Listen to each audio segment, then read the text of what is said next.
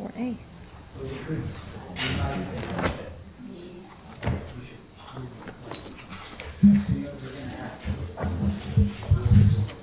For your mic. Yes.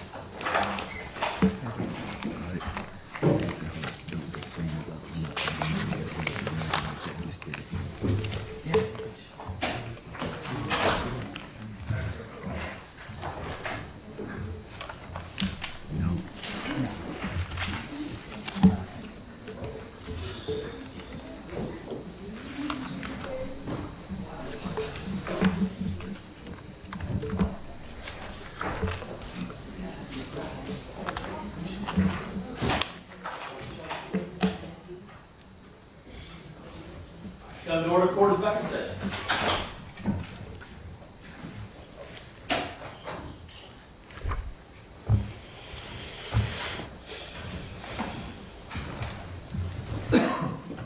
All right, I'm here to watch film. Back on record. Your Honor, I have defendant's 34 is a disc with the full interview. 34A is the condensed one that we're going to play, and 34B is for illustrative persistent purposes is the transcript. And we've just done our best to test out the speakers. Before we even begin, you have heard this a few times, have you not, Investigator Susie? The video? Yes. Once, on Friday. Right. And last night, you and the team, you knew that the team went and looked at it, correct? Listen to it. There was some discussion about possibility of doing so. I do not know if they did or not. Okay. Let's start.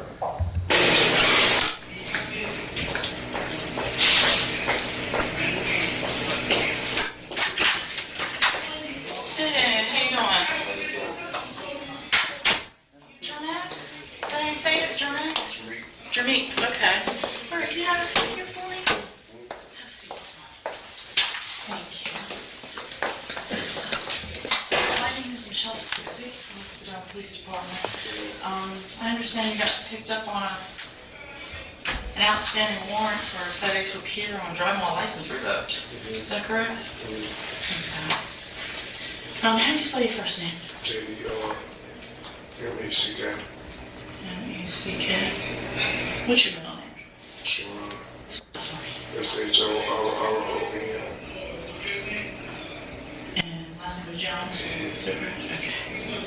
And what's your date of birth? 2275.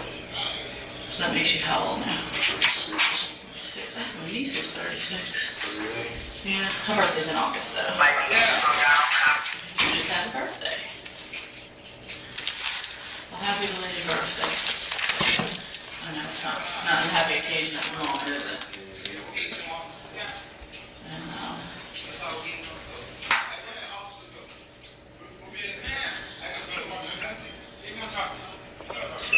2 p.m.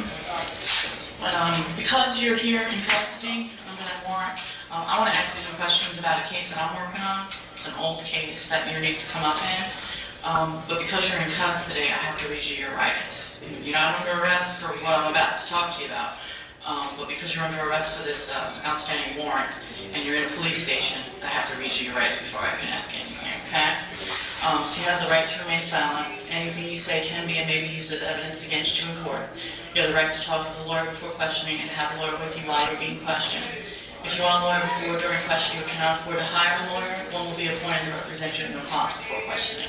Do you understand each of these rights I have explained to you? Okay. Yes, and initial. Having these rights in mind, do you now wish to answer questions? So you don't want to talk to me. Alrighty.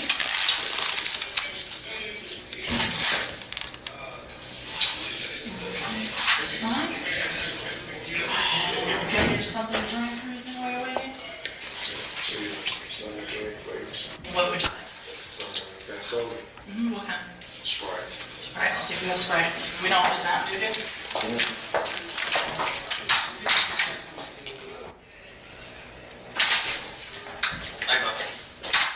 This is Detective Investigator Panico, Sergeant. We'll talk about functional assumptions for explain to you what we're going to do from this point forward here. We're going to take your DNA. This is a search warrant to obtain your DNA. What? It's for a murder. Oh, man, come on. I ain't got time for no more. I ain't got no way. Okay, well, and this is my thing. I want to explain to you what's going on and why you're here, other than you got a warrant on you too, and why the search warrant's going to be done. But since you, and I don't want to ask you any questions, but since you already, wanted to be a lawyer, it's fine. If you change your mind or whatnot, you can talk to us. I mean, so you're saying you want to take my DNA because this got something to do with a murder? It does. Man, come on, sir, this warrant. I ain't murdered nobody. Okay. I don't even know where all this coming from. You want me to explain it to you? No, because I ain't answering no questions. I'm not going to answer it for you. Okay. I'm going to tell you. It's for Doris Washington, murdered back in 1991. Get out of here. I believe he was 16 years old at the time. Get out of here. That was my girlfriend. I can't ask you any questions. And that's what I would love for you to explain everything to me. No, it ain't nothing that split, my man. I don't know nothing about that. I plead the fifth. That's fine. You not say you already ordered up. I just want to get in here and let you know what the search warrant will be about. So what search warrant? What you search? This is a search warrant for your DNA. No, I'm not getting on my You DNA. have to get this signed by the judicial official. So what? So you saying I'm part of a murder that had something to do with Doris Washington? That's what you're telling me, right? Come on, tell me. That your name has come up. I mean, yeah, everybody knows. Come on, I don't pay that no attention. Well, just come up a little bit more. How does it come up a little bit more? Hey, what's your name? Do your call? They want I to can't talk. I mean, but you see, that's the thing. You've already, got the lawyer thing going. So I want to explain to you. Do I think you did it? Absolutely. Well, I can't say absolutely. I don't know. We would like to get your side of it, but we can't. It ain't no time to get my Okay. Well, I just want to let you know. I don't even know no fucking Doris Washington. I think so. Your girlfriend. But that's fine. No, her daughter was my girlfriend. Okay. Well. I don't know nothing about that no way. Okay. Did you know back when that happened? No, when did it happen? 1991. Where? You go first. Oh man, when I was 16, I was, man, come on. Oh, yeah, I know you were. But I don't know when they show they come in here with the people swallow. No, they not coming in here with nothing. I ain't coming here for that. No. I ain't coming here for that. I need an attorney present. No, you don't need a third person for this. Yeah, I do. No, you don't. I don't understand.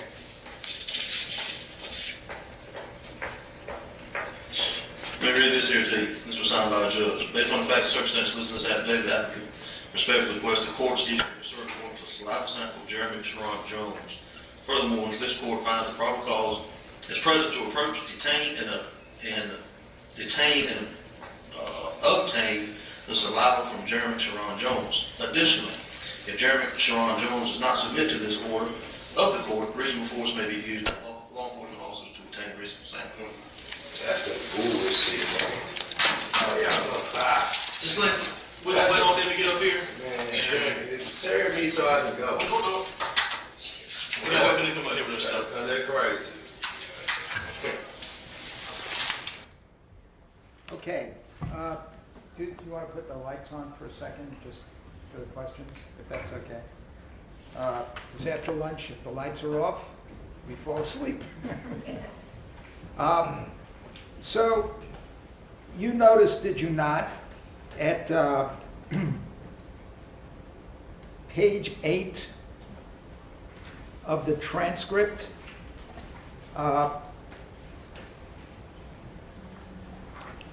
lines 12 to 13, Mr. Jones tells Sergeant Pennica,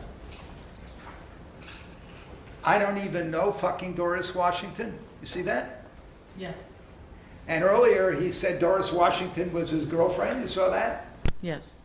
Now, as a trained investigator, that's not a very credible statement, is it, by Mr. Jones? He doesn't know Doris Washington.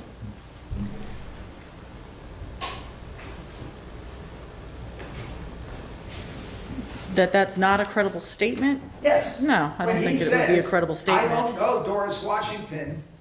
To quote him, I don't even know fucking Doris Washington. Right. That's not a credible statement. You know that as a trained investigator, right? Yes. Sergeant Pennica had to know that right away, correct? I guess he did. I didn't know about this until I saw this on Friday. Right. Well, two of you were walking in and out of the room, right? I was not outside the room when he was in there. I was understand. doing the But search did warrant. you ever talk to each other as you're going in and out and questioning him? Once he lawyered up with me, I had no reason to do anything further. Well, we'll get to how many questions you asked him after he lawyered up in a minute as we go through the tape. But let me just ask you something pretty specific, right? He says he doesn't know her, but he knew her in the biblical sense. Fair enough? Fair enough. Okay. Then Sergeant Pennica confronts Mr. Jones by saying, I thought you said that was your girlfriend, right? But that's fine. And then Mr. Jones says, no, her daughter was my girlfriend. You see that? Yes. And we had reviewed earlier that when you were being trained, another problem in terms of credibility of witnesses is when they give contradictory statements, right? Yes. So when we talked about at the beginning of this examination, reasons to doubt the credibility of somebody is number one, it contradicts forensic evidence, right? It can, yes. You and I agreed about that earlier. Yes. And number two, they say contradictory things. That's another tell that maybe this person is not being straight. Fair enough? Fair enough.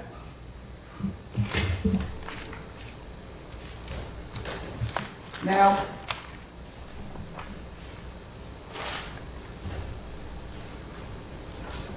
do you know from talking with Sergeant Pennica or talking from anyone in this case as to whether or not there is anything in the police file or the prosecution file identifying an individual as having been Nishonda Washington's boyfriend? Was there anything in the case file in 1991, is what you're saying? Anything in the case file in 1991, anything in the prosecutor's file, anything anywhere that you have come into contact with since you've been involved in this case that gives the identity of an individual as being Nishonda Washington's boyfriend. Okay. During my involvement in this case in December of 2011, I had no knowledge of that being in the case file. If it is, I don't know. I've never seen it and never spoken to anybody until last week. Okay? But based on your training in homicides and sexual assaults, if at the time of this trial, in the investigation leading up to Mr. Howard's trial,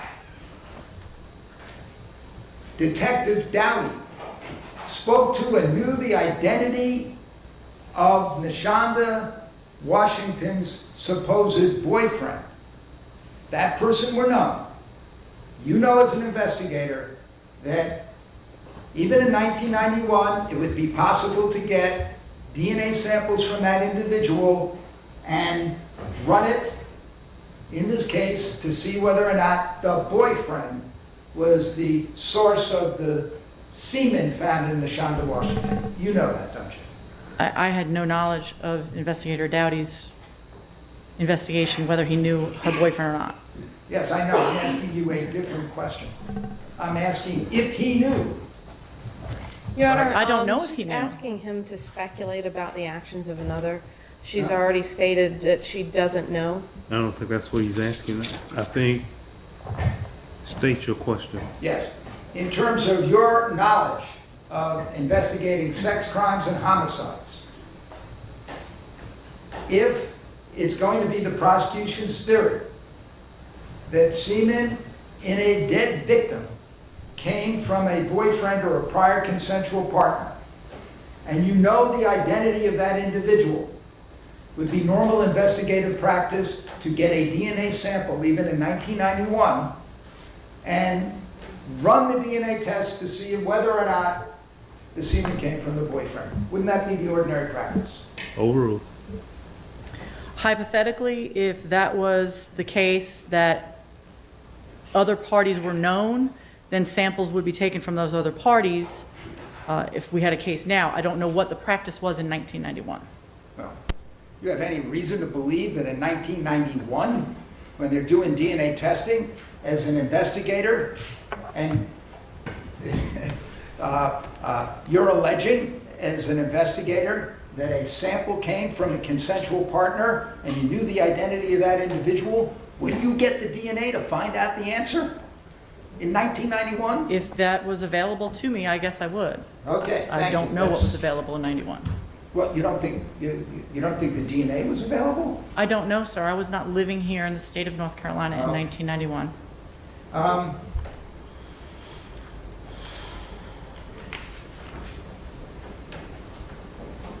Now,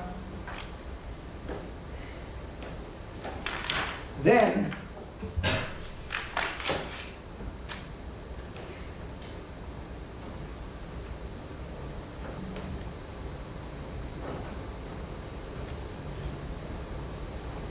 you see in this interview that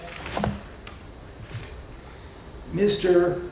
Jones, I think it's again on page 8, after being told this is about the Doris Washington, Nishonda Washington murder, and after having said that he doesn't know Doris Washington, although originally saying he was the girlfriend, that he's the boyfriend of the daughter, then he says, Detective Pennica asks him at line 21, okay, but you knew her back when that happened. And he says, no, when did it happen? And the detective says 1991. And he says, where at? And the detective says, Few Gardens. You see that? Yes. Well, again, in terms of assessing credibility, if Mr. Jones was actually the boyfriend of Nishonda Washington, and she had been found murdered and dead, and her mother had been found murdered and dead, right, in Few Gardens, don't you think he would have known? He's asking Your Honor, here, this well, calls for tell me. speculation that she's not in his head. Once again, you know, if he wants to ask I'll questions. withdraw it that way. Thank you, My Your Honor. question is very simply, again, going back to the principles of assessing the credibility of some suspect that you're interviewing. If he expresses ignorance about something that he obviously should have known, that would be a tell that maybe this person is not entirely credible. Fair enough? It could be, yes.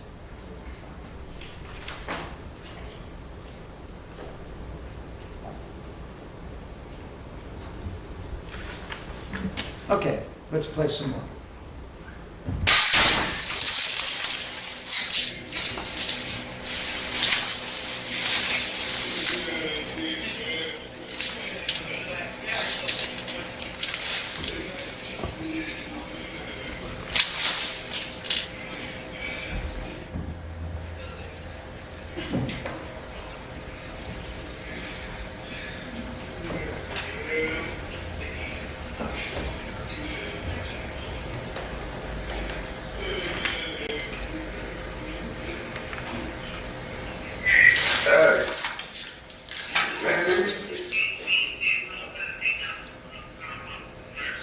Man, listen, I'm down here at the headquarters, right?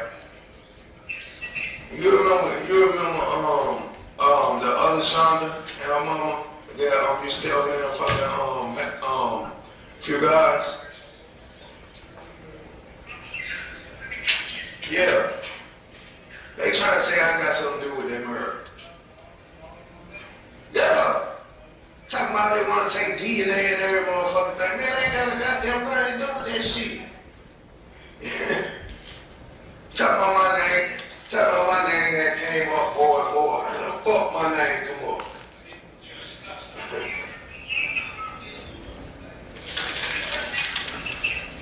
I thought they did too. I don't know why they got them sitting here ripping at me with this bullshit.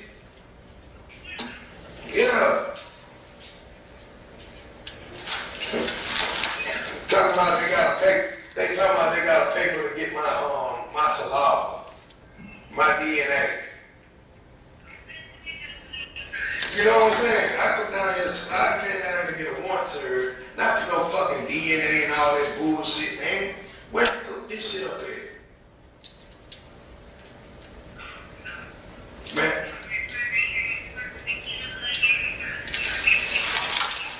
So how the fuck they feel I got something to do with it?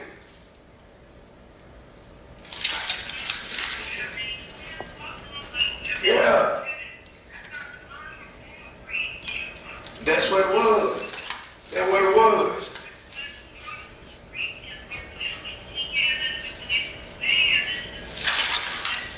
Yeah. But then they trying to say I had something to do with the murder. Man, get the fuck out of here. And talking about so you don't want to talk to me about it. Hell no, it ain't nothing to talk about. Fuck you mean? Yeah, but come screaming that bullshit to me, man. I don't want to hear that shit. Maybe don't serve me with my warrant and let me go. What the fuck? Got nothing to do with no motherfucking murder. You motherfuckers trying to play me, man. Yeah.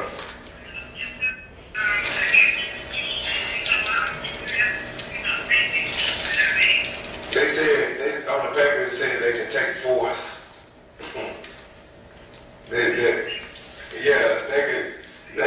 Yeah. Hang on for Hold on for a minute, Hello. Yeah. Man, there's a whole lot of shit going on down in this motherfucker. I know I should have goddamn. Man, they trying to goddamn bullshit me, bro. Cause they trying to say I got something to do with the body, and I don't even know nothing about this shit. Yeah. Yeah.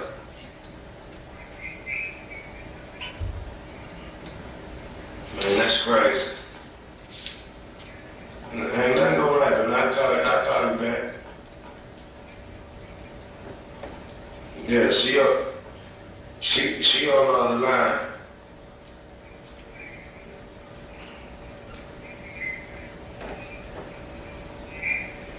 Yeah. That's some bullshit. I don't need it. All right. Hello. You know, man. That's crazy as hell. They just got me set up in this motherfucking room.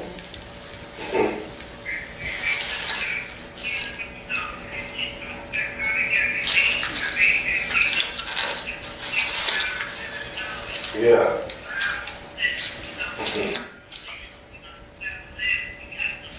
You know what I'm saying? That shit won in 2000. It was back in 96. I was number like 16, y'all. Yeah.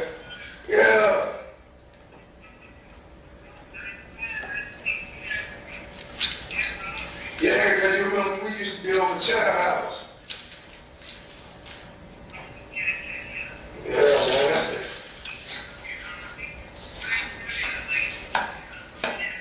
Yeah. Mm-hmm. That shit crazy. Yeah, man, that shit crazy.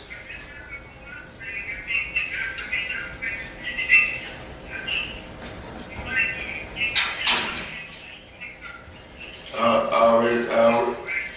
already did. Yeah.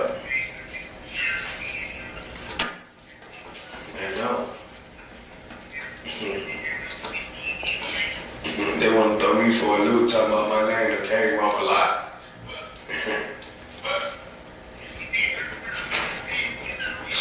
You know?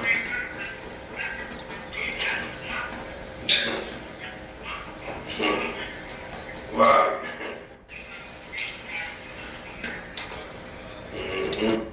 That's crazy.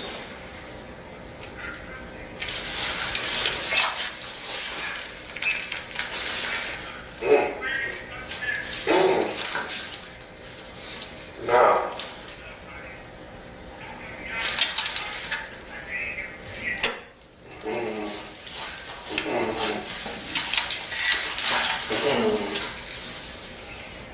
Man, these motherfuckers. Oh yeah. Let me see what these motherfuckers gonna do, man. I'll call you back. Yeah.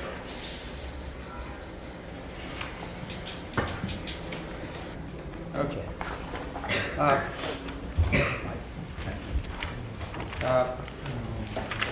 Now,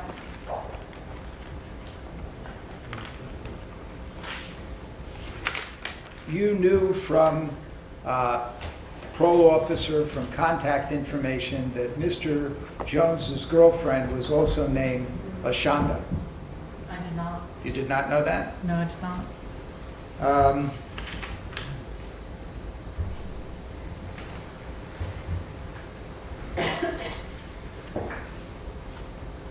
Well,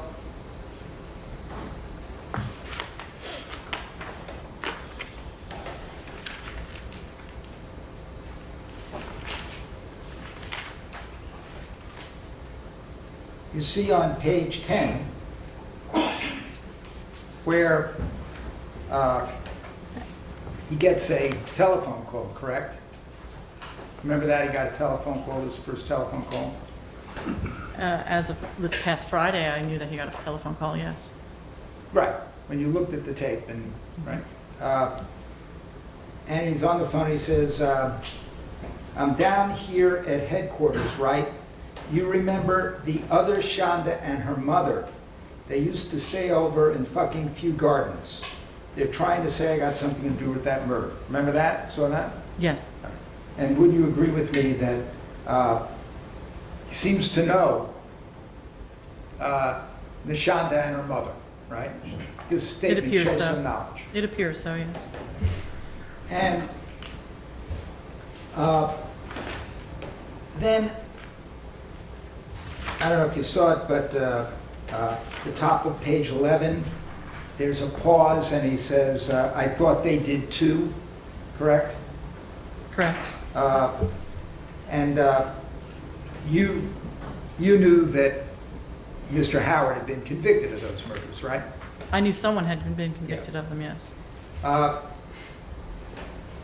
Now, getting down to the area, if you recall from the conversation, where he's talking to this person who perhaps is LaShonda's girlfriend, and then saying, if you remember, they're trying to say, this is at line 15, yeah, then they're trying to say I had something to do with the murder.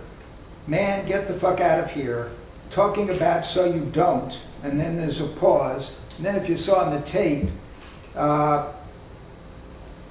he gets a little agitated and says, talking about you don't want to talk to me about it. Hell no, there's nothing to talk about. What the fuck you mean? You see that? I see that, yes. Remember that? From watching the tape on Friday, yes. And from just watching it now? Yeah. And in terms of you being a trained investigator,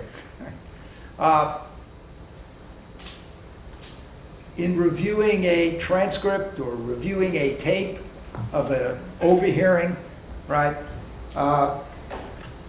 you might view that statement as one where he's telling the person on the other side of the phone, you don't even want to ask me about this murder.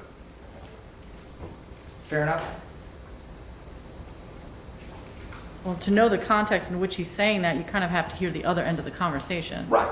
And we all know that. But just from this end, all I'm asking you as a trained investigator, that's something that if you were working the case, you would be interested in, because it could indicate that he's trying to tell the other person, you don't even want to ask me about it, right? Possibly. Okay. Then, you recall, and I'm now looking at page 12, line 8, you recall that he gets another call while he's on the phone, right? It appears so, yes. Okay. And this is somebody that he refers to as Vernon, correct? That was not clear to me. I did not hear Vernon clearly. According to this transcript, it says Vernon, but it didn't sound like he said that to me. I couldn't tell what he said, and it almost sounded like a woman's voice coming through the line. I don't know. It was Okay. kind of hard to discern that. But he said a name, fair enough. To me, it almost sounded like he said, "They trying to bullshit me, bruh," is what I thought Okay. when I heard it. But there was background, and it's kind of hard. Whether you want to say it's another name, or you want to say it's bro, it's up to the judge who listened to it. Not bro, but bruh. And Bruh. in my training and experience, I've had subjects refer to females when they're talking in general conversation as bruh. All right. And they refer to everybody as that, male, female, it doesn't matter. Okay. Whatever the sex, whatever the person, right? He then is reassuring them, ain't nothing gonna happen, I'll call you back, right? Yes. Right. Now,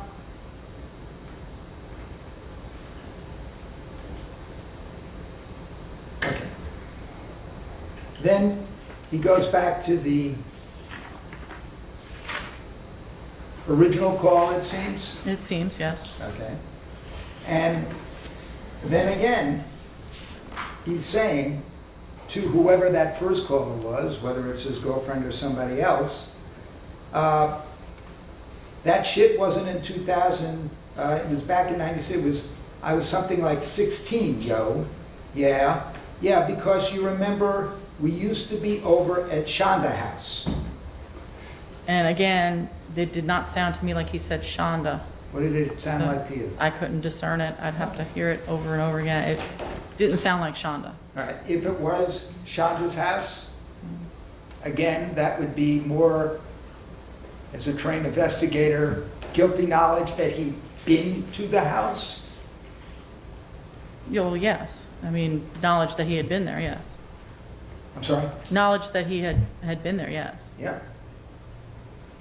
And that's the scene of the murder. Right?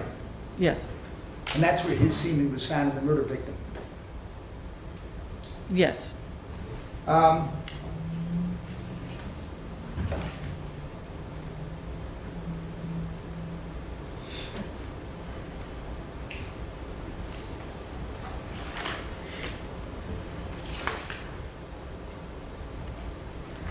Okay. Why don't we start?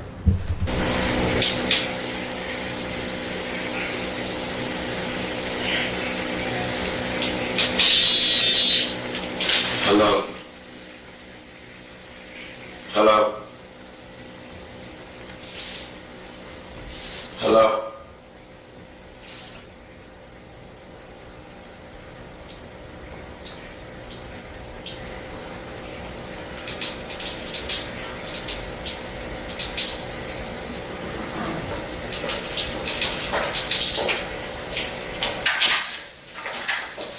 Hey, alright,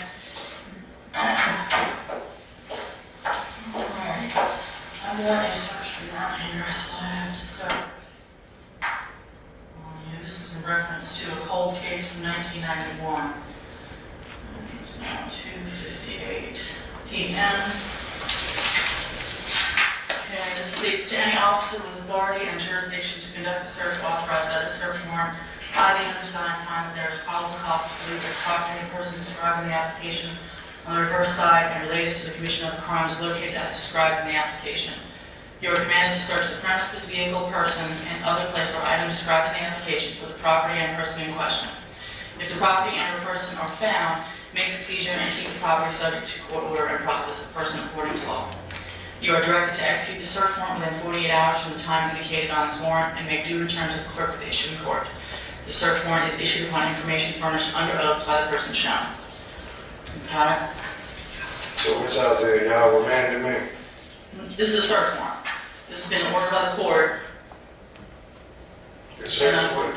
I'm going to explain on that to you. I just had to read that front page to you, okay? You're going to get a copy of all this to read for yourself, okay? But this is a search warrant in reference to a case from 1991 where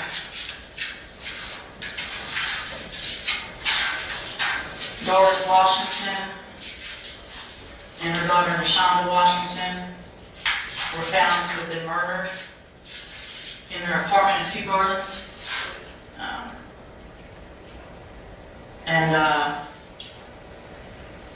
It also appeared that there had been sexual activity, and both Doris Washington and her daughter Nishonda Washington had sexual assault collection kits done on their bodies, okay, at the morgue. And those kits were sent to the lab back in the 90s, of course, you know, progress, you know, we now have DNA.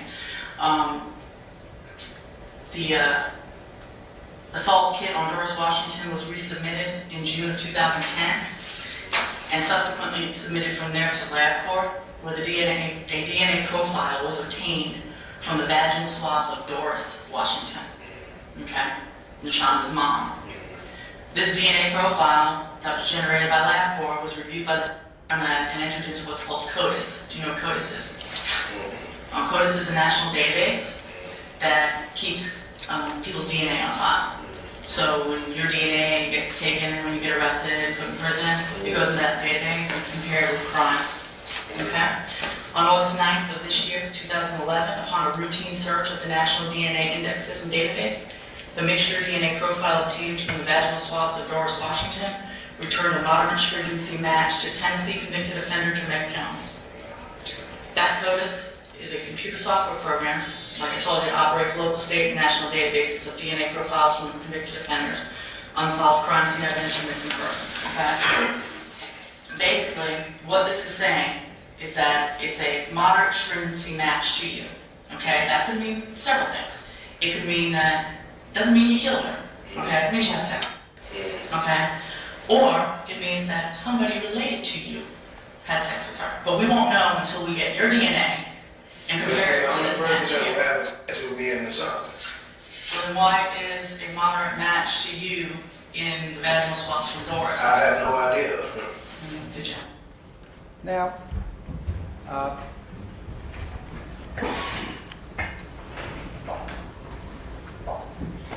why were you telling him, this doesn't mean you killed her, that you just had sex with her? I'm just explaining to him the search warrant and what it could mean. It could mean several things. And I told him it doesn't necessarily mean that he killed her. It's not evidence of a murder, it's evidence of a sexual activity. Well, you told us quite a few times already that as far as you were concerned, this was not an active interview. That was your term, right? No, he had not waived his rights to an attorney, so therefore anything he said I couldn't use against him after. So you don't think that explaining what it could be to him and trying to get a response out of him is a form of active probing on your part? No, I wasn't trying to get a response out of him. I was explaining the search warrant to him. Well, you weren't just explaining the search warrant. You were explaining the possibility, well, it doesn't mean you killed her. It could mean that you just had sex with her. That was one of the things you suggested to him. Because he didn't understand what moderate stringency meant. Well, most people don't, right? I was trying to explain to him that what it could mean. Well, moderate stringency just has to do you know what moderate stringency search is really with DNA yourself? Partial match. No, there's a difference between a partial match and moderate stringency, isn't there? Your Honor, at this time I'm going to object. I won't go there. Thank I won't you. go there. But the real point is, you were thinking that one possibility you were telling him is that maybe you just had sex with her, but you didn't kill her, right? That was one possibility, yes. And then the other one is that you suggested maybe it was a relative, right? Possible, yes. And were you trying at this point to see if you could draw him out to tell you something? No, because I wouldn't be able to use it anyway, if he did say something. Well, I was trying to explain to him that why we needed his DNA, okay. and to make sure that it was in fact, we needed a standard to make sure that this sample that's stating it was his in CODIS was in fact his. Well, let's assume for the sake of argument that he hadn't invoked his rights, okay? We're just talking about investigative techniques now. Wouldn't, in interrogating a potential suspect, one technique to try to draw them out is to suggest, oh, well, your DNA there doesn't mean you did it. At this point, I'm going to object because this is not what happened here, and I understand where he's going with it, and he's trying to elicit something that this officer, A, did not do. She just stated that she didn't do it, and B, that the answers that came of it are no different than what we saw. What we see on the tape is what we see on the tape. I think I'm allowed to probe the credibility. Overruled. Now, assuming that he hadn't waived his rights, right? One ploy, for lack of a better term, or one tactic that a trained investigator might use in a situation where the DNA of an individual is in the body of a dead woman who was assaulted and murdered, right? Is you would say, well, maybe you had sex with her, but you didn't kill her, as a way of getting that person to tell you more. It could be, yes. Okay. Or suggesting even a relative might be a way to get them to say more. It could be if that's what you were trying to do, yes. Okay. And then he answers you, but see, the only person that was having sex was me and Nishonda, right? And so you then say, so then why is a moderate match to you in the vaginal swabs from Doris, and he says I have no idea of her, right? Yes. Well, if you're not interrogating him, first of all, why are you confronting him when he says the only person I had sex with was Nishonda? Why are you confronting him with, then why is there a moderate match to your vaginal swabs from Doris? It was my response to his statement. It was just an automatic response. Okay. Right, because that's how you would act if you were actively questioning him. That just came out, right? It was just my automatic response to what he said, but again, I couldn't use it if I wanted to. I understand. But on the one hand, you're saying you couldn't use it. On the other hand, your automatic response was to say that, correct? Correct. And ordinarily, and he said, wouldn't your automatic response in terms of his assertions that he had had sex with Nishonda, right, is to ask, well, how come your DNA is not in Nishonda?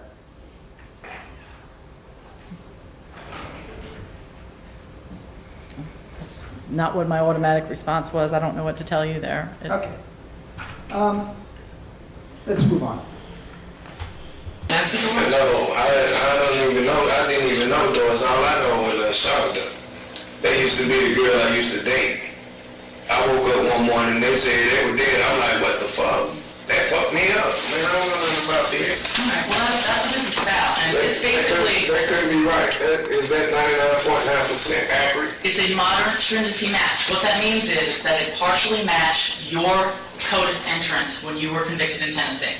So when your DNA was taken and entered into the database, this DNA profile developed from Doris's vaginal swab partially matched your DNA. Okay? So what we need to do is get a new standard from you, which includes your entire DNA profile, okay? And then match it, or try to see if it matches this moderate stringency that was taken from Doris. It could be a match, or it could be that it's a relative of yours. Do you know if any of your relatives were sleeping with Doris at the time? It would be like a close relative, like a father or brother. Let me say this first, before we get into questions and stuff like that that you lowered up. Listen. This is your copy, and you can sit here and read it. Friends, it's going to be here shortly to get your swab. We're not going to be speaking to you with needles or anything. We're just going to take a swab, okay? By your mouth. I know right now you probably got 1,000 questions running through your head. And we only got a couple questions. Now, we can't, the only way we do this is with your lower court. So, but... I hadn't intended on stopping it here now, but I realize I should ask you a question. You hear the voice off camera, right? Yes, That's Sergeant Pennica, right? yes. Okay, so the two of you are in the room with each other questioning him at this point. Fair enough? I don't know if he was there the whole time or if he just came in the doorway at that point. I don't remember. Okay. Okay. And we want to hear what you got to say. We ain't sitting here trying Ain't to... nothing to say. Ain't nothing to You say. see, but the problem, this is the I problem. don't have nothing to do with that, man. I ain't. We're not saying you do. I'm saying I don't know how the F word my DNA came up on this lady or shit like that. I don't know nothing about that. I ain't. And Nishonda says in that we haven't gotten the results back from her yet. Well, I don't have none of that. That's all I have to say, and that's that. I don't have nothing to do with it. So y'all supposed to accuse me of some shit. We're not accusing you of I mean, anything. but y'all saying, he already said it. I think he done it, yeah, I think he done it. I didn't, no, I never said that. I said, well, I think you did do it. No, I'll tell you that. Hey, how long the forensic people gonna be? This should be here shortly. Okay, then after that, then what? You got to do a swab, then what? That's all I need to do Okay, then what? Then they gonna serve me with the little bump they got for me. for the Wake County thing, yeah. That's supposed to be. You're not being charged for You're that. not being charged with that. This is just ordering me to take your swab of your DNA. That's all it says, to see if this really is your DNA of it. Okay, so, Okay? no. If we want you to do it, you be going out of jail for that. You ain't going to jail for that. Somebody was already convicted for that, Mark. Somebody's already, That's what I'm saying, so ain't that double jeopardy? We have to, No. we have to follow up on a CODIS hit because the Innocence Commission has picked up this case, okay? Because they're trying to say that since the DNA doesn't match their guy, that he's innocent, but he's not, okay? We have witnesses that were there at the scene, okay? They've already testified. So we just have to follow up. When the state gets a match in CODIS and says we believe that this could be this person's DNA, it's not 100%. It's just we believe that this could be this person's DNA because when they were convicted in this state, their DNA was entered in the system and we got a DNA sample from this person here and it's a partial match, okay? I'm not going to use that moderate stringency word on it. A partial match, not a full match, partial match. So what I'm being required to do by the court is just get an actual new sample from you, not the one they got back in Tennessee, okay? A fresh one. So that we can put it back in the system and see if it's a full match, okay? They have to match your DNA up. Everything has to line up perfectly, okay? If it doesn't line up perfectly, then it's not you, it's a relative. Do you know what I'm saying? Like, you have a partial DNA match to your dad, to your brothers, uncles, and the further out the relative gets, the less of a match of your DNA, but no one's DNA is identical, okay, unless you're twins. Okay, no one's DNA is identical. You don't have twin DNA. Okay, I'm just checking, because you see what I'm dealing with here? DNA is a very exact science, okay, but this is a partial match. So we have to say yay or nay. And all I have to do is take a swab. We're not charging you with this. We're not saying you had anything to do with her murder. At most, we're saying you may have slept with her sometime before she was killed. Okay? But in order for us to actually talk to you in more depth about it and ask you questions, you know, you have your lawyer have to be present because you always refused to talk. Okay? But you can read this. This is your copy. And it's got, if you don't understand something in here when you're reading it, let me know. I'll explain it, okay? Okay? And you can also show this to an attorney. Okay? So this is your copy. All right? Okay? And as soon as they take your swab, I can get you that drink, but not before. Okay? Thank you. All right, so I'll wait on this time of reading it, and you'll see what I'm talking about. All right, like I said, we thought we had enough to throw you in jail right now with that stuff. That's what you think. That's what you think. When you get done with that warrant, you walk out. All right. Okay. Appreciate it. All right. But really. All right. Okay. Okay.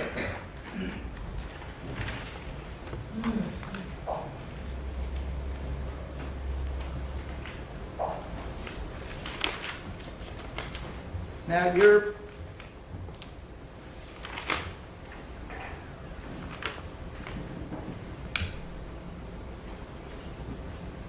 both you and Pennica are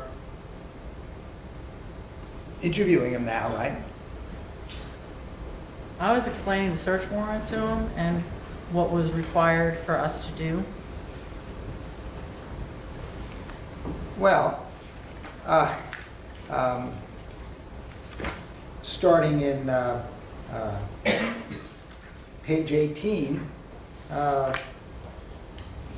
line 9, Pennica saying, I know right now you probably got about 1,000 questions running through your head, and we got only a couple of questions running through ours. Now, the only way we can discuss this, I guess, is with your lawyer present, but we want to hear what you have to say. See that? I don't see a question there, but yes, I see that. Okay. So you don't think that between you and Pennica, what you're saying to Mr. Jones there is, yeah, if you talk to your lawyer, we want to hear what you have to say. We'd like your cooperation here.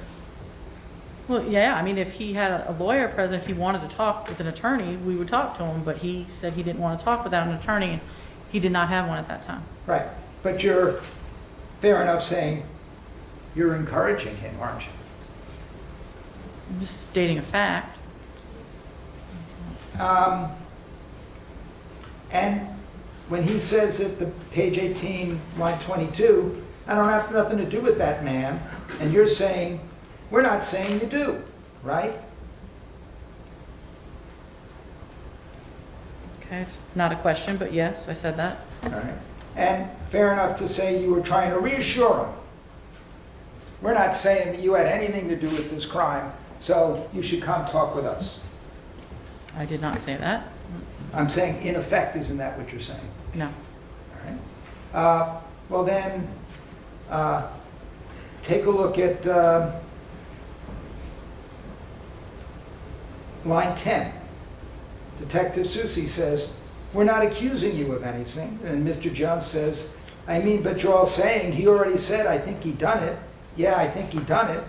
And then Sergeant Pennica says, I didn't, no. I never said that. I said, do you think, I said, do I think you did it? No, I didn't tell you that. See that? I see that, yeah. And would it be fair to say that you're sitting right there, you and Sergeant Pennica, trying to say, okay, we don't think you did it, you can talk to us. I don't see where that would imply that, no. Okay, if you don't think that would imply it, turn to page 20. Line 7.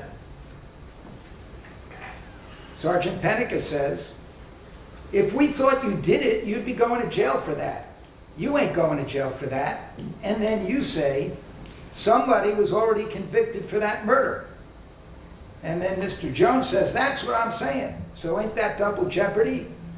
And you say, we have to, and Sergeant Pennica says, no. All right? See that? Okay, I see statements that we made, not questions, but yes.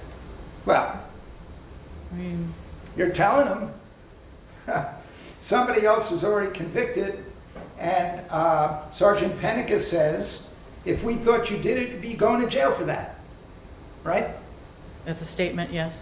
So you don't interpret that as trying to encourage him to come forward and give you information? I don't determine it as to be that, no. I mean, if that were the case, I would think he would phrase a question in there about talking with us or something. You don't think that by saying this, after you previously suggested to him Well, maybe you had sex with her earlier, but that doesn't mean you kill her. You weren't sending him some signals as to what you wanted him to say? I couldn't say if that's what Sergeant Pinnacle was trying to send him or not. I don't see it as that. Okay, then why don't we look at your next statement?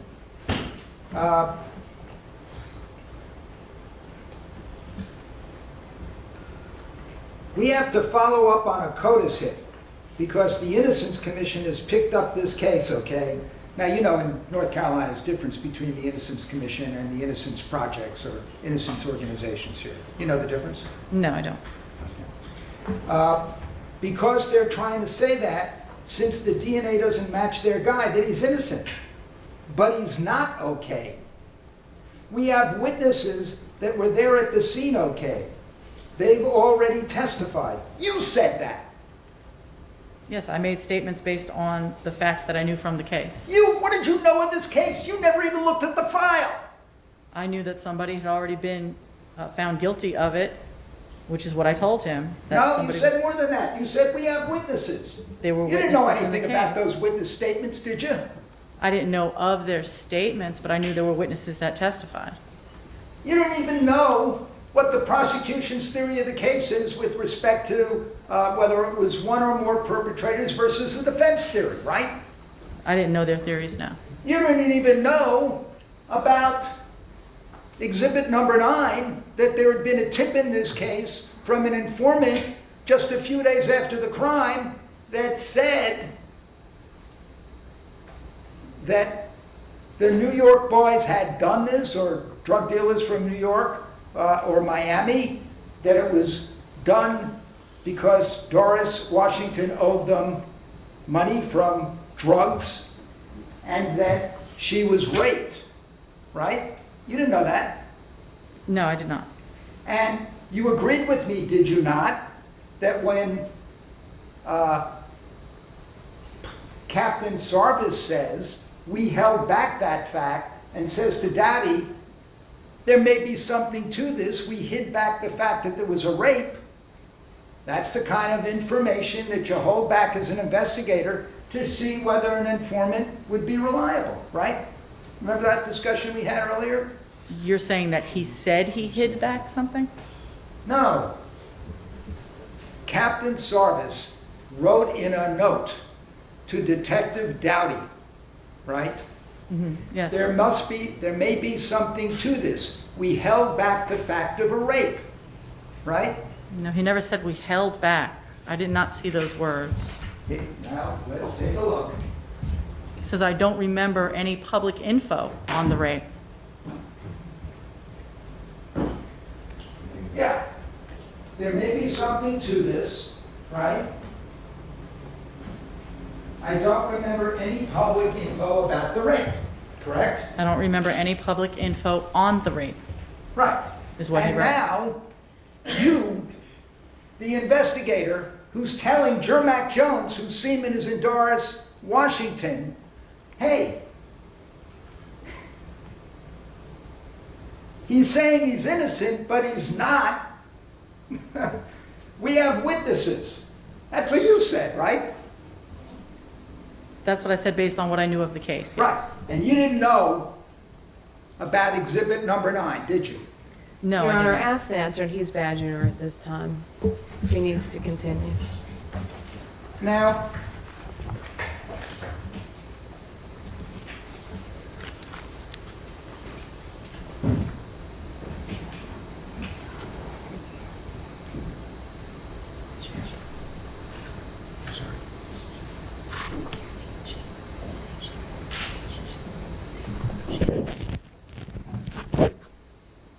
by the way, going back to page 17,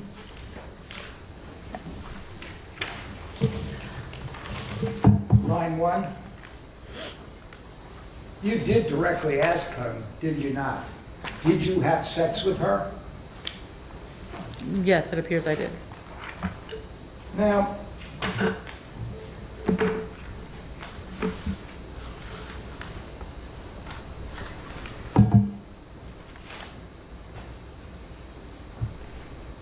isn't it fair to say that based on the fact that Mr. Jones was saying that he didn't know Doris Washington,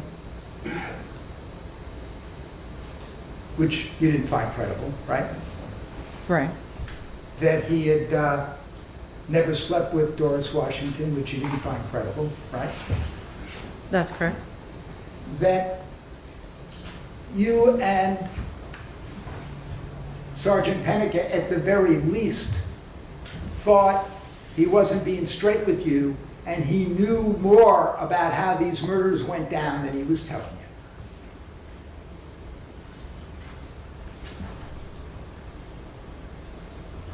you. I didn't think about any of that at the time because I was tasked with one thing, and that was to get the DNA standard. Well, for a person that was only focused on the DNA, you sure asked a lot of questions and made a lot of suggestions, didn't you? I'm sorry, was that a question? Yeah. Could you restate it? Let me put it to you this way. Was it Sergeant Pennica's job to ask questions of Mr. Jones and try to develop information for an investigation? Was that his task? I don't know what he was tasked to do. I was tasked to do the standard and the search warrant. Now, but at any point, while you're walking in and out of the rooms, did you and Pennica say to each other, this kid's lying, he knows more than he's telling us. Let's see if we can encourage him to come forward with a lawyer and tell us what he knows. No, I never had a conversation with That Sergeant thought Pennica. never crossed your mind. I was not assigned the case. I was assigned to get a DNA standard. I never discussed any of that with Sergeant Pennica.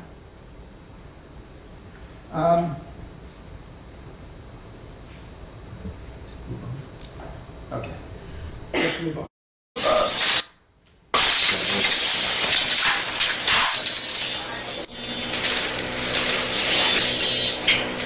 Hello. What up? Man, what time is y'all fucking forensic people to come? We don't need forensic people to come. Take some DNA.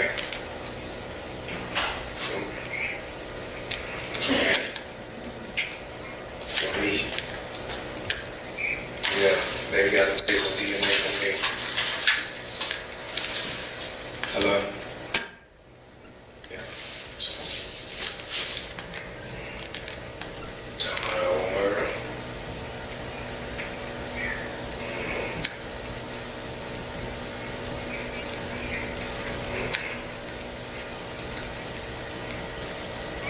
No.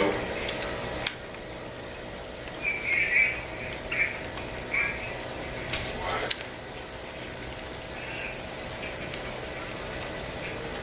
Yeah. Yeah. I got search warrants in front of me and everything. I got search warrants in front of me and everything. Yeah. What name it take that? Let me see. 91.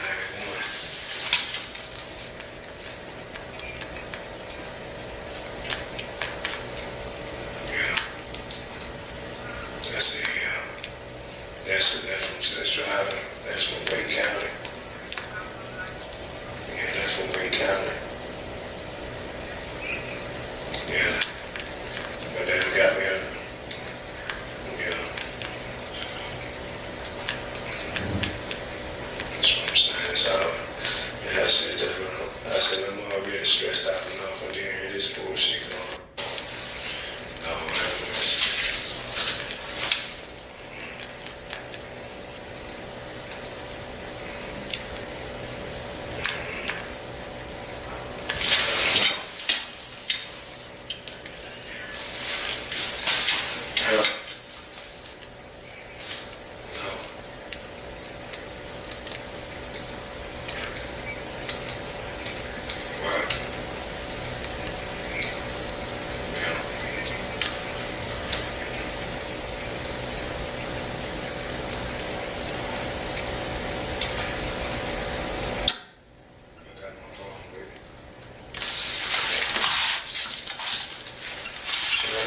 sit in the fucking room, they wanna talk to me, I don't wanna rap, man, I ain't up for a lot of talking.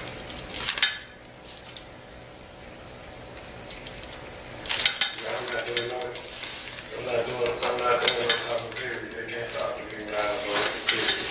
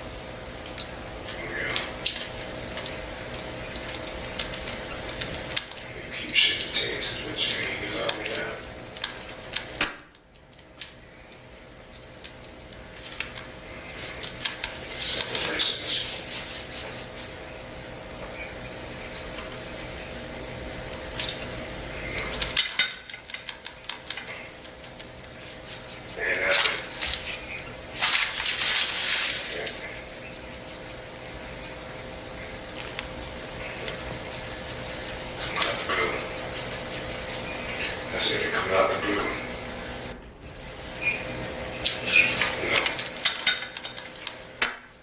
mean, it ain't no picture on the search warrant. They got the warrant for a year. They got the, listen, it's just not no, listen, their picture is for the Wake County charge. That's for Wake County charge driving on the road, Nishonda. No. That's whenever I get to that, but in the meantime, I'm there sitting in this room on some bullshit, on some other shit. Yeah. No one's in this. Thank you, God. Doris, Doris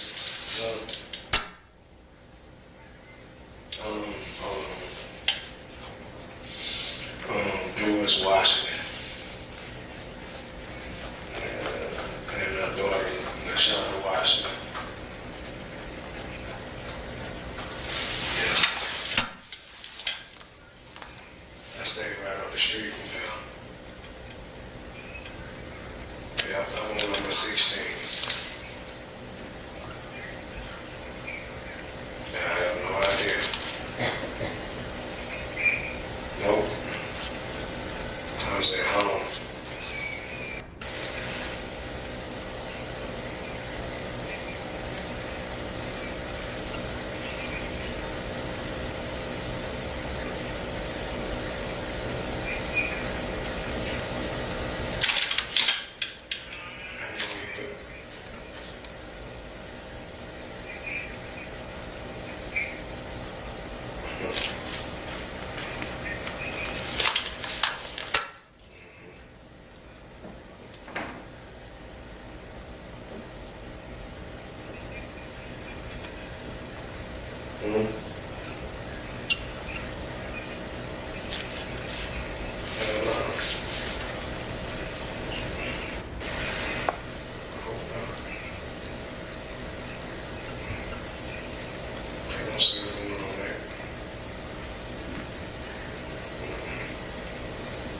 I told you I'm waiting on forensic to come. They can't do nothing until they take my DNA.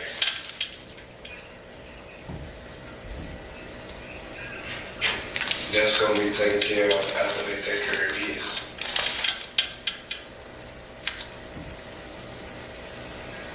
Right? Are you coming to get me and drop me off?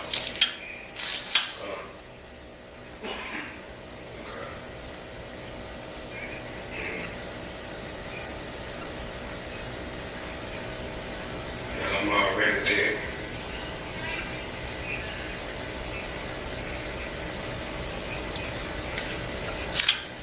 There's nothing to talk about, yo. There's nothing to talk about. I can't let them know that without the other time. All I can do is go, yeah.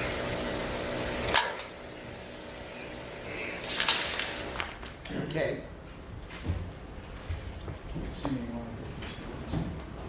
Now,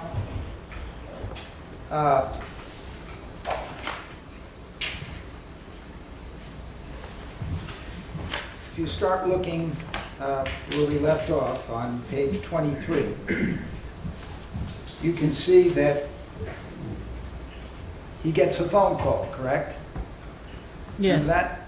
yes, And is now informing whoever it is on that phone call that he's waiting on the forensic people to take some DNA and talking about an old murder. You see all that? yes. So it would stand to reason as a trained investigator that this is a different person previously. It's possible, but I couldn't say for certain. Right. But certainly a good working hypothesis because he's already told the other individuals that he's waiting for DNA to be taken and they're talking about an old murder, right? Yes, And he goes on to talk about, on page 24, line 12, I'm already stressed out, right? You heard him say that? yes, And then on page 24, line 19, he's saying, they set me in a fucking room and they're wanting to talk to me and I don't want to rat on anybody. I ain't up for a lot of talk. Right? I'm not doing no talking, period. They can't talk to me without a lawyer, period. You see that? I see that, yes. And as a trained investigator, would you not agree that somebody that he's talking to and he's assuring him he ain't gonna rat is somebody that may well have knowledge about these homicides? I couldn't say for certain, but it's possible. And then on page 25, he tells this individual, don't call nobody else, right?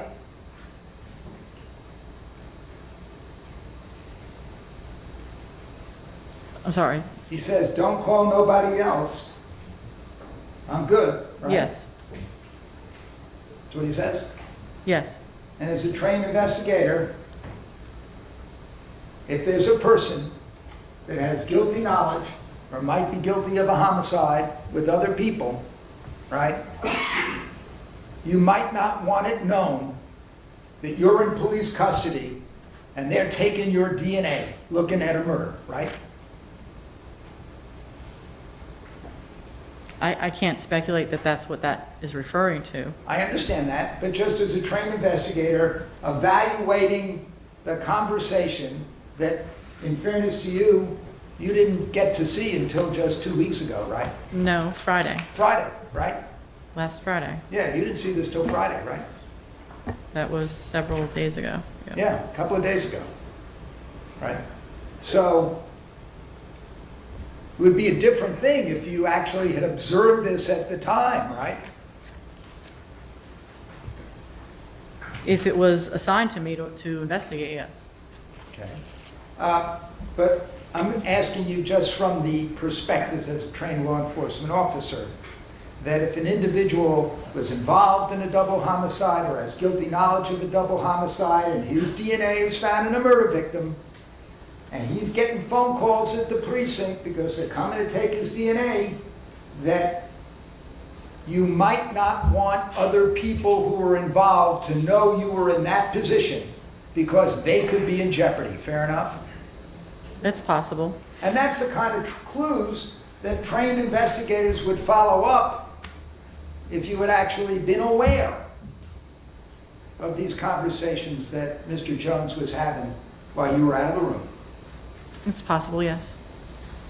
Now,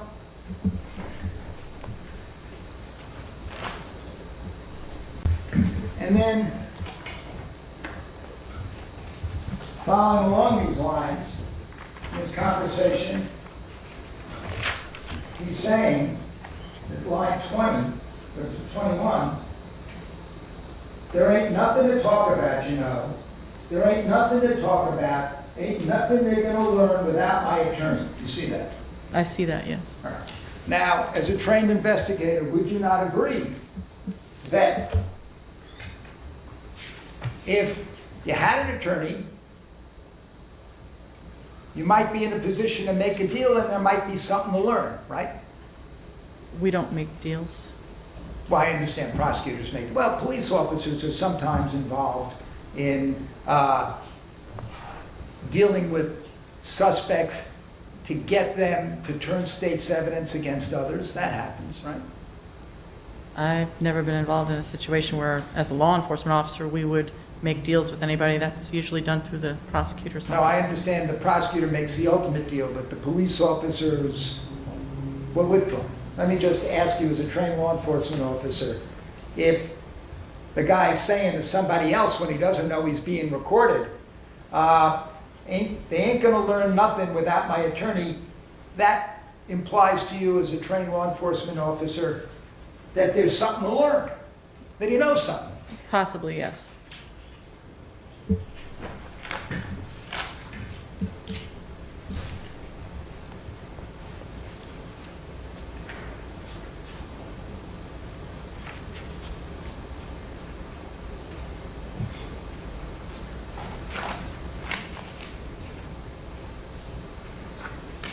And then on page 28, what? Am I supposed to go on? Okay, let's go on.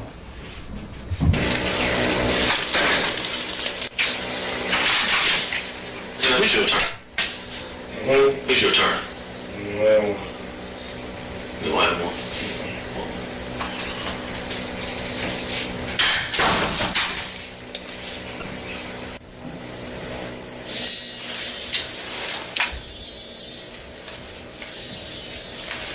hello.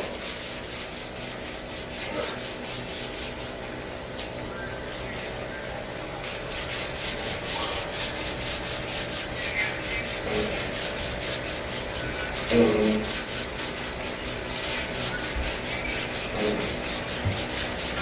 I don't even care, yo. I don't even care.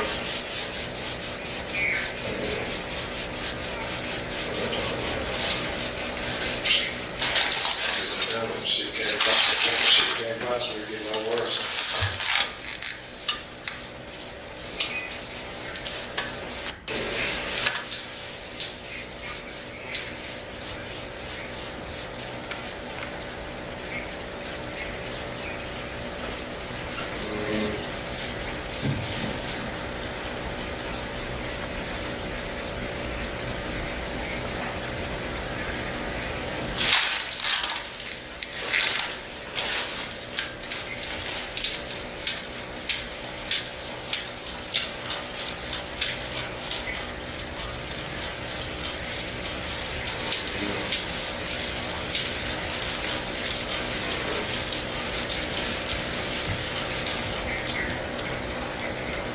So what?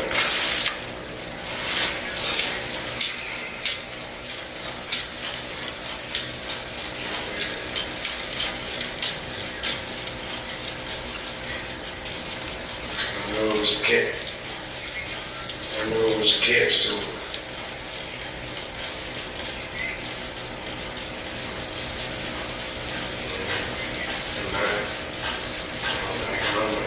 I don't know.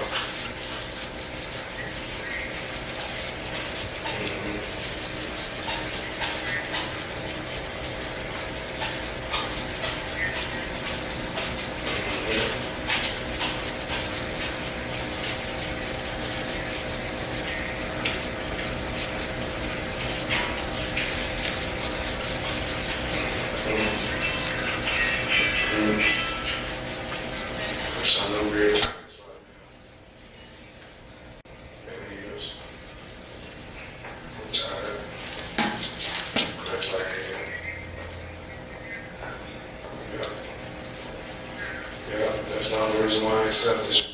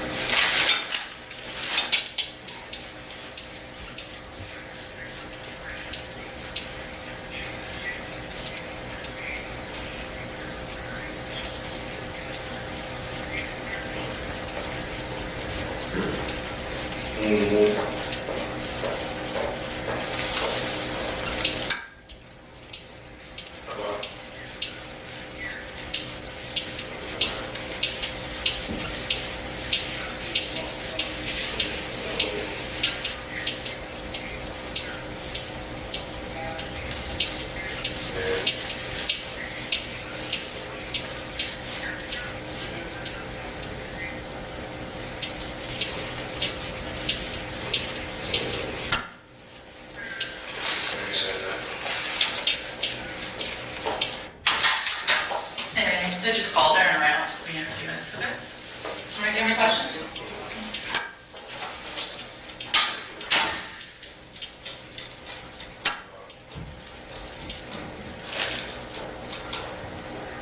Hello.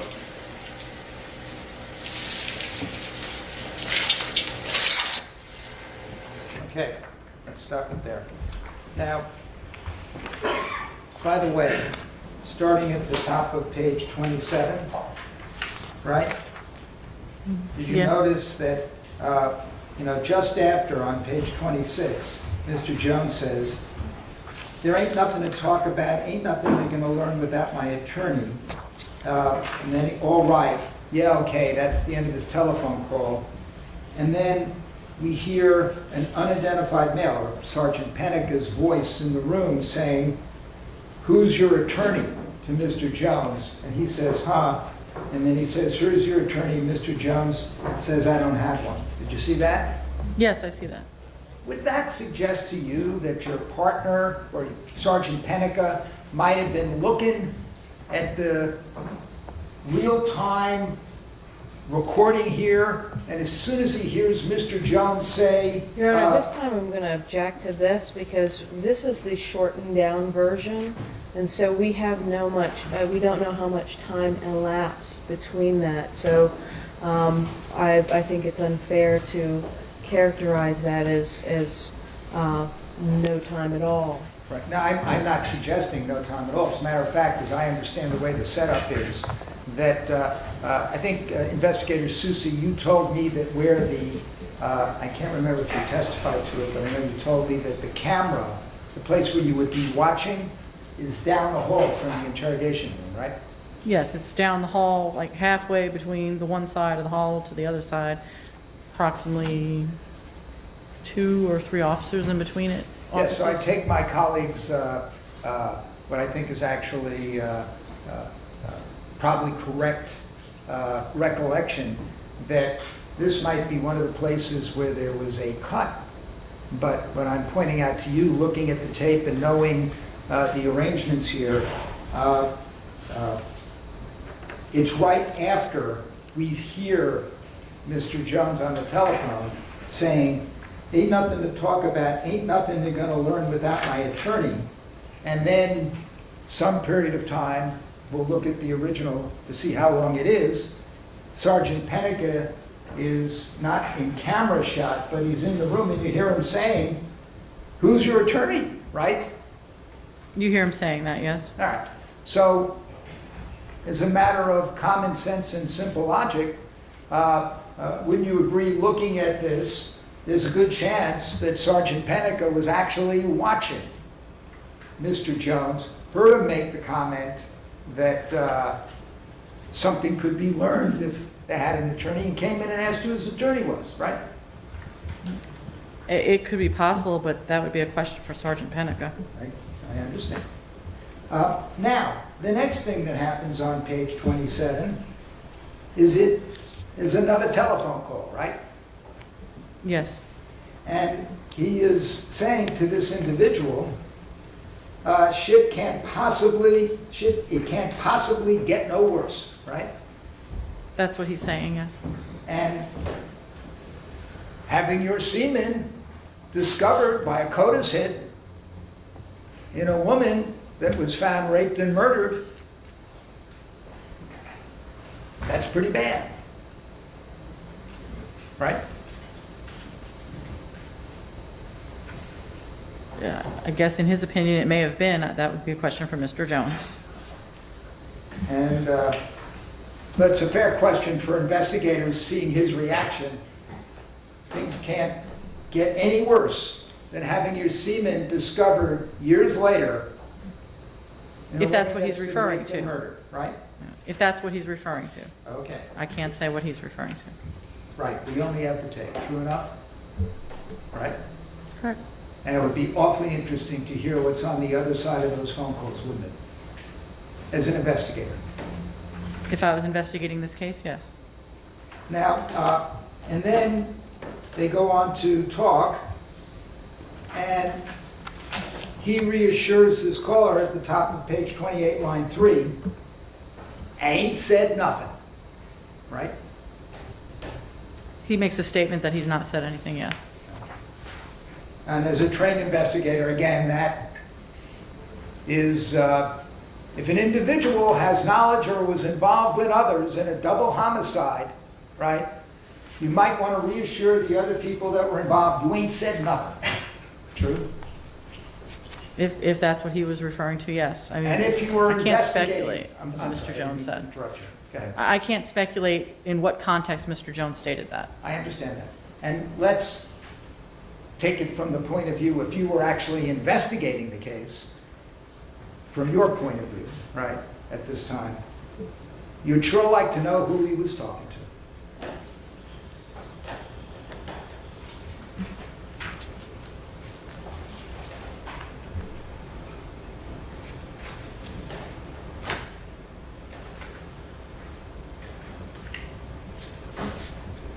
True.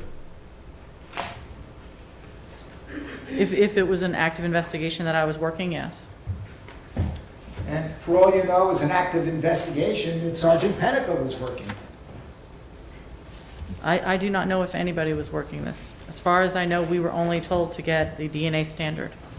We were not told to reopen an investigation. Okay. All right, Mr. Sheck, let's take a break right here. Sure. All right, Mr. Deputy, we'll take a 15-minute break. Motion recess, 15 minutes.